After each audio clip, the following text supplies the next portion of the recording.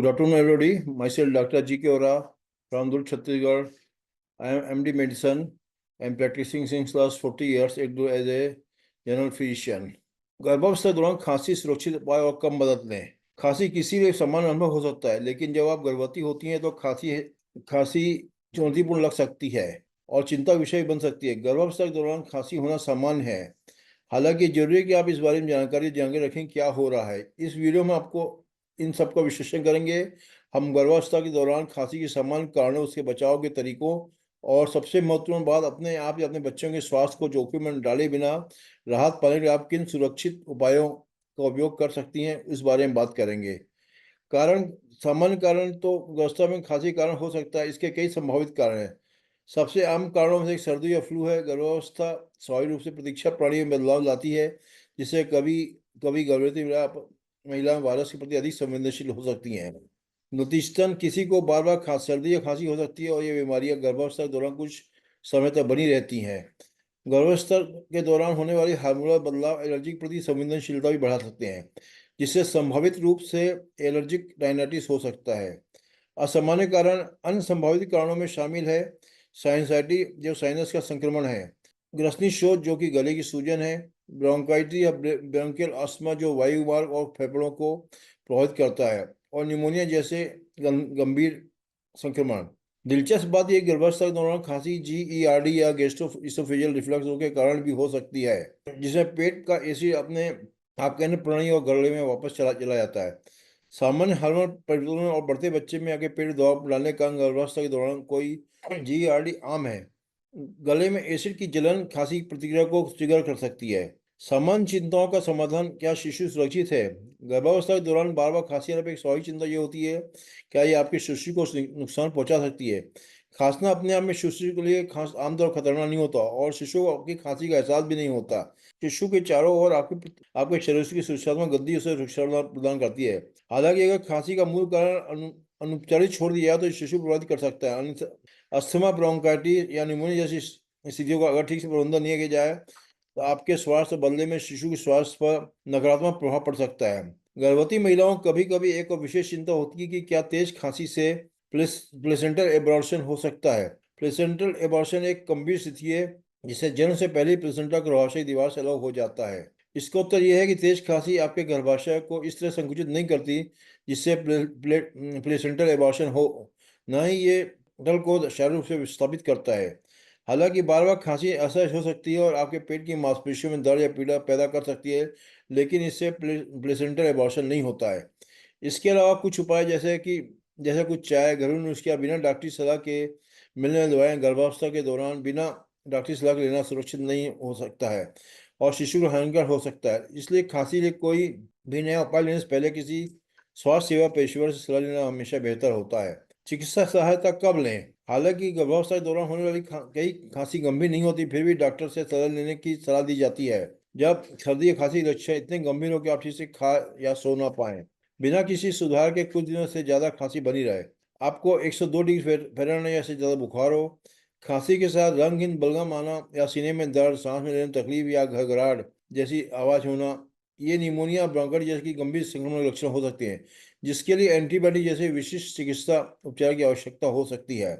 आपका डॉक्टर आपके लक्षणों का मूल्यांकन कर सकता है और आपके बच्चे के स्वास्थ्य को सुनिश्चित करने के लिए उचित उपचार सुझा सकता है।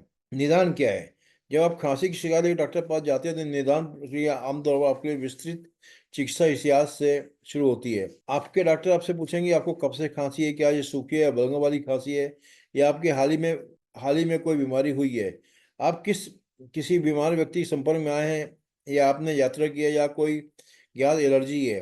वो आपको अंतर्निहित स्वास्थ्य स्थितियां या आपके द्वारा वर्तमान ली जा रही किसी भी दवा का विचार करेंगे।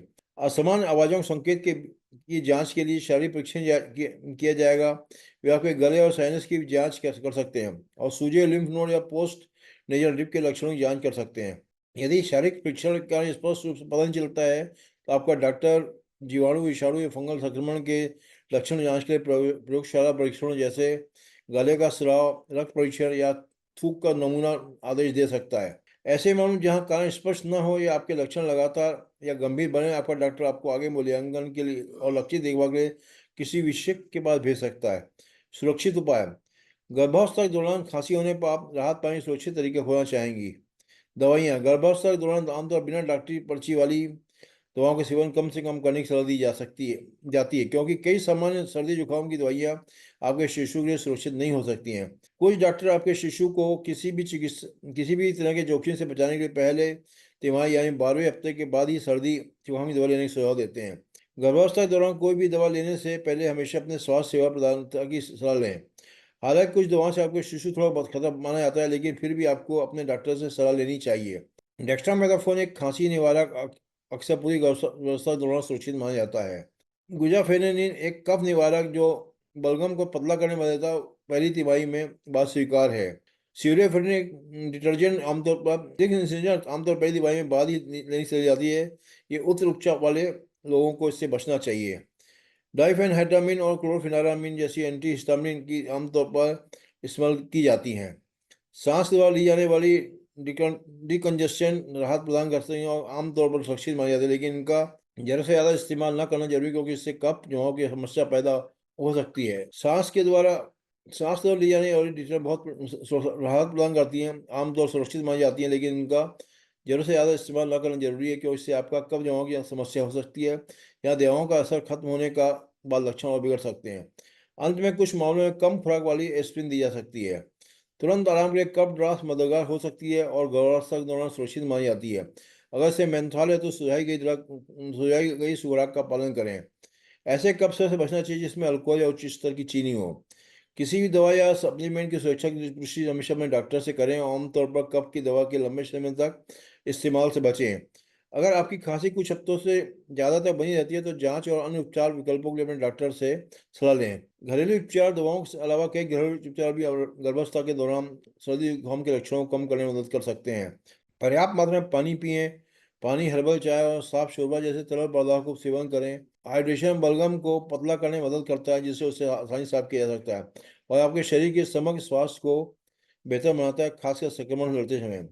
प्रसव पूर्व विटामिन लें। विटामिन सी, डी और जिंक जैसे जरूरी पोषक तत्वों से आपकी प्रतिरक्षा प्रणाली को मजबूत बनाने के लिए नियमित रूप से प्रसव पूर्व विटामिन लें। गर्मा गर्म सूप का आनंद लें। चिकन नूडल्स या सब्जियों के सूप जैसे पोषक तत्वों से भरपूर सूप का एक गर्म कटोरा बहुत आरामदायक हो सकता है। ये आपके गले को आराम देता है और पोषण प्रदान करता है। इसकी भाप नाक की जकड़न से राहत दिलाने में मदद कर सकती है। हल्दी मिलाएं। हल्दी अपने सूजन रोधी और एंटीऑक्सीडेंट गुणों के लिए जानी जाती है। गर्म दूध या चाय में हल्दी मिलाने से खांसी में आराम और सूजन कम करने में मदद मिल सकती है। हल्दी का इस्तेमाल करने से पहले हमेशा अपने स्वास्थ्य सेवा प्रदाता से सलाह लें, खासकर आपको कोई पुरानी स्वास्थ्य समस्या हो। नमक के पानी से गरारे करें। गर्म गर्म नमक में के पानी से गरारे करने से खांसी के साथ साथ होने वाली गले की खराश से राहत मिल सकती है। एक गिलास गर्म पानी से आधा छोटा चम्मच नमक डालें और दिन में कई बार गरारे करें। इससे जलन और बेचैनी कम होती है। ह्यूमिडिफायर का इस्तेमाल करें। ह्यूमिडिफायर से अपने बेडरूम हवा में नमी लाने से चिड़चिड़े वायुमार्ग को आराम मिलता है और बलगम ढीला होता है जिससे सांस लेना आसान हो जाता है। खांसी कम हो सकती है और खासकर अगर कंजेशन एक कारण हो। फफूंदी या बैक्टीरिया के विकास के लिए रोकने के लिए इसे नियमित रूप से साफ करना ध्यान रखें। पर्याप्त आराम करें। सर्दी से उबरने के लिए अपने शरीर को पर्याप्त आराम दें। पर्याप्त नींद लें और दिन भर में ब्रेक लें ताकि ऊर्जा संरक्षित रहे और आपके शरीर को उपचार प्रक्रिया में सहायता मिले। रोकथाम। एक गर्भवती महिला की सर्वोच्चतम स्वास्थ्य सुनिश्चित करने के लिए सक्रिय कदम उठाना महत्वपूर्ण है। गर्भावस्था के दौरान सर्दी, खांसी और फ्लू से बचाव के लिए कुछ निवारक कदम उठाए जा सकते हैं, जैसे कि जीवन शैली में सचेत बदलाव खांसी से बचाव सुनिश्चित करने में काफी मददगार साबित हो सकता है। स्वस्थ जीवन शैली बनाए रखें। पौष्टिक आहार खाने, पर्याप्त नींद लेने और अपने स्वास्थ्य सेवा प्रदाता सुझाव का नियमित सुरक्षित व्यायाम पर ध्यान दें। ये आदतें आपकी प्रतिरक्षा प्रणाली को मजबूत करने में मदद करती हैं। प्रसव पूरक आहार लेना ना भूलें। प्रसव पूर्व विटामिन नियमित रूप से लेना चाहिए क्योंकि ये जरूरी पोषक तत्व प्रदान करते हैं। कुछ स्वास्थ्य सेवा प्रदाता आंत के स्वास्थ्य और प्रतिरक्षा प्रणाली को बेहतर बनाने के लिए प्रोबायोटिक की भी सलाह दे सकते हैं। अच्छी स्वच्छता जरूरी है। अपने हाथों को नियमित रूप से साबुन और पानी से कम 20 सेकंड तक धोएं, खासकर खाने से पहले और सार्वजनिक स्थान जाने के बाद। अपनी नाक और आंखों को छूने से बचें। ये वायरस के प्रवेश के समान बिंदु हैं, इसलिए अपने हाथों को अपने चेहरे से दूर रखने से कीटाणुओं को अंदर जाने से रोकने में मदद मिल सकती है। कचरा कूड़ेदान डालो। पकड़ो कूड़ेदान डालो मार डालो नियम का पालन करें। पकड़ो कूड़ेदान में डालो मार डालो नियम का पालन करें। खांसी और छींक को टिश्यू पेपर में रखे रहें। उसे तुरंत फेंक दें और फिर अपने हाथ धो लें। सतहों नियमित रूप से साफ करें। अपने घर और कार्य क्षेत्रों में विशेष रूप से अक्सर छूने वाले क्षेत्रों जैसे दरवाजे, हैंडल, फोन, कीबोर्ड और काउंटर टॉप्स। कटलरी, कप या प्लेट शेयर करने से बचें। खाने पीने चीजें शेयर करने से बचें, खासकर ऐसे किसी व्यक्ति के साथ जिसे सर्दी जुकाम से या श्वसन संक्रमण के लक्षण है। तौलिए शेयर न करें। आप किसी साझा जगह पे हैं तो अपने साफ तौलिए का इस्तेमाल करें या हाथ सुखाने के लिए डिस्पोजल पेपर टॉवल इस्तेमाल करें। फ्लू से बचें। गर्भावस्था और फ्लू एक विशेष चिंता विषय होता है, क्योंकि गर्भवती महिलाओं को फ्लू के कारण गंभीर बीमारी होने और अस्पताल में भर्ती होने की संभावना गर्भवती महिलाओं की तुलना में ज़्यादा होती है। गर्भावस्था के दौरान फ्लू से बचाव का सबसे प्रभावी तरीका फ्लू का टीका लगवाना है। फ्लू का मौसम शुरू होने से पहले ही टीका लगवाने की सलाह दी जाती है, लेकिन आप इसे गर्भावस्था किसी भी समय ले सकती है। टीका लगवाने के अलावा फ्लू से बचाव के सामान्य उपायों का पालन करें। बीमार व्यक्ति के निकट संपर्क से बचें। अपनी आंखों या नाक को छूने से बचें। घर और कार्यस्थल पर सतहों को बार बार कीटनाशक से साफ करें। खांसते या सीखते समय मुंह और नाक ढकें और अपने हाथ बार बार धोएं। एक आम सवाल यह है कि क्या गर्भावस्था के दौरान फ्लू का टीका सुरक्षित है? हाँ, बिल्कुल। कई अध्ययनों में गर्भवती महिलाओं और उनके शिशुओं के लिए फ्लू के टीके की सुरक्षा और प्रभावशीलता की पुष्टि की है। इसलिए गर्भावस्था के दौरान फ्लू से सबसे अच्छा बचाव माना जाता है। टीके के प्रति आपके शरीर द्वारा उत्पादित सुरक्षात्मक एंटीबॉडी प्लेसेंटा के माध्यम से शिशु तक पहुंचती है, जिससे उन्हें जन्म से पहले ही फ्लू से एक सुरक्षा मिलती है। ये एंटीबॉडी जन्म के बाद स्तन के दूध के माध्यम से भी पहुंचती है, जिससे उन्हें और अधिक सुरक्षा मिलती है। मुख्य बातें: गर्भावस्था के दौरान खांसी होना आम बात है और आमतौर पर शिशु के लिए हानिकारक नहीं होती है, लेकिन इसके मूल कारण पर ध्यान देने की आवश्यकता है। संभावित कारणों में सामान्य सर्दी, खांसी और एलर्जी से लेकर GERD और श्वसन संक्रमण तक शामिल है। अगर आपकी खांसी गंभीर लगातार हो रही है या बुखार, सीने में दर्द या रंगीन बलगम जैसे चिंताजनक लक्षणों के साथ है, तो हमेशा अपने डॉक्टर से संपर्क करें। रोकथाम में स्वस्थ आदतें और टीकाकरण शामिल है, खासकर फ्लू का टीका। आप जो भी करें, सबसे पहले अपने डॉक्टर से पूछना सबसे अच्छा है। अपने स्वास्थ्य को प्राथमिकता देना, अपने शिशु के स्वास्थ्य को प्राथमिकता देना है। Thank you.